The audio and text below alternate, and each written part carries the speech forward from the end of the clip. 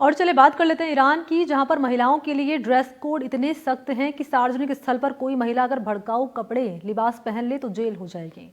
अगर किसी यूनिवर्सिटी में कोई लड़की आज़ाद ख्यालों के साथ अपनी मर्जी का लिबास पहनकर चली जाए तो उस पर कोड़े बरसाए जाएंगे, क्योंकि ईरान का कानून किसी महिला की आज़ादी और इच्छा को गुनाह मानता है।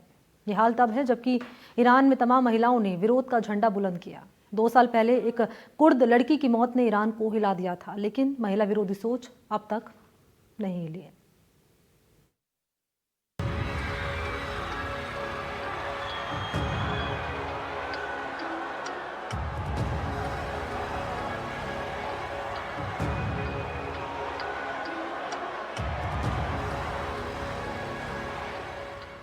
आयतुल्लाह अली खामनेई, ईरान के इस सुप्रीम लीडर के इशारे के बगैर ईरानी सत्ता में एक पत्ता तक नहीं हिलता। इनका इशारा ही ईरानी हुकूमत के लिए सबसे बड़ा हुक्म होता है।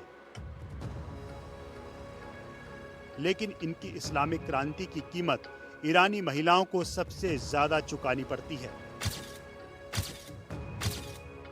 इसीलिए वो विरोध का झंडा बुलंद करती हैं, कभी मसहा अमीनी के रूप में, कभी दारियाबी के रूप में।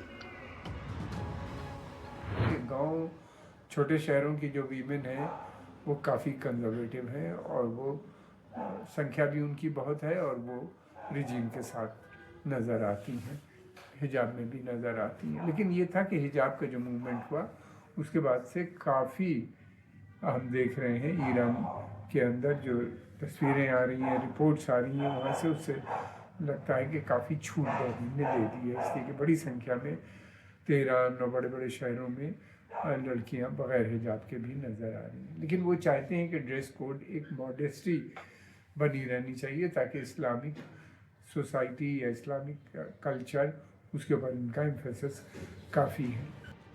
ईरानी संविधान के मुताबिक महिलाएं सार्वजनिक स्थलों पर भड़काऊ लिबास नहीं पहन सकती। अगर वो ऐसा करती हैं तो इसके लिए 10 साल जेल का प्रावधान है।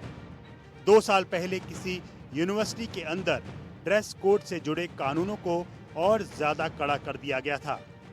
उन कानूनों को तोड़ने वाली महिलाओं को सजा के रूप में 74 कोड़े और 35,000 रुपए तक जुर्माना लगाने की बात की गई। लेकिन ईरानी हुकूमत की दमन की इन नीतियों और कानूनों से महिलाओं ने अपनी आवाज को दबाया नहीं।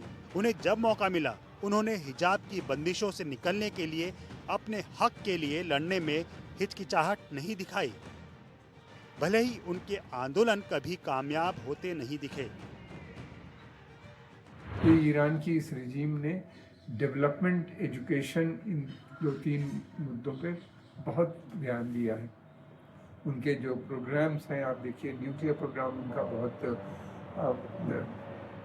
विस्तार से फैला हुआ है और उन्होंने काफ़ी सिविल न्यूक्लियर क्षेत्र में काफ़ी काम भी किए हैं, इलेक्ट्रिसिटी के अलावा हेल्थ सर्विसेज में भी। फिर उसके अलावा उनका स्पेस प्रोग्राम भी है।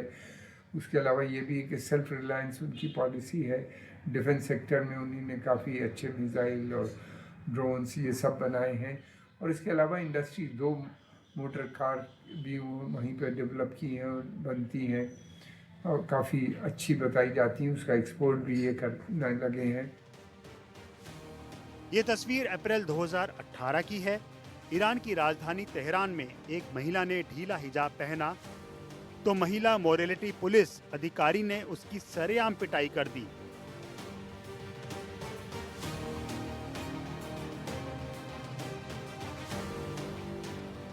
इस घटना की दुनिया भर में चर्चा हुई, लेकिन ईरानी हुकूमत की कान पर जूं तक नहीं रेंगी। लेकिन 4 साल बाद 2022 में कुर्दिस्तान प्रांत की रहने वाली 22 साल की महसा अमीनी की पुलिस हिरासत में मौत पर मचे बवाल ने ईरानी हुकूमत को परेशान कर दिया। तब अमीनी को ईरान की मोरालिटी पुलिस ने हिजाब को सही तरीके से नहीं पहनने के आरोप में गिरफ्तार किया था। यहाँ तक कि अमीनी को डिटेंशन सेंटर में ले जाते पुलिस ने उसके कपड़े तक फाड़ दिए और उससे मारपीट भी की। बाद में अस्पताल में महसा अमीनी की मौत हो गई। तब महसा अमीनी के जनाजे में बड़ी संख्या में लोग शामिल हुए थे। जनाजे में शामिल महिलाओं ने विरोध में अपने हिजाब उतार दिए थे। कई महिलाओं ने हिजाब के विरोध में अपने बाल कटवा दिए थे। हिजाब के खिलाफ उस प्रोटेस्ट के दौरान 550 से ज्यादा लोगों की मौत हुई। हजारों लोगों ने डर छोड़कर अपनी गिरफ्तारियां दी। उस विरोध का नतीजा ये हुआ कि 3 महीने बाद ईरान पुलिस को मॉरलिटी पुलिस को खत्म करना पड़ा। ईरान की हुकूमत और सेना अमेरिका, इजराइल जैसे दुश्मनों से अपना लहजा बदला लेने की धमकी तो देती है, लेकिन अपने देश के महिलाओं के प्रति अपना लहजा बदलने को तैयार नहीं दिखती। हम हमेशा अमेरिका और इजराइल को चेतावनी देते हैं कि यदि उन्होंने अपना व्यवहार नहीं बदला तो वो पतन और विनाश की ओर बढ़ेंगे। दरअसल ईरान को बाहरी मोर्चे पर अगर इजराइल जैसे देश से जूझना पड़ रहा है तो अंदर महिलाओं के आक्रोश से। Bureau report, NDTV India.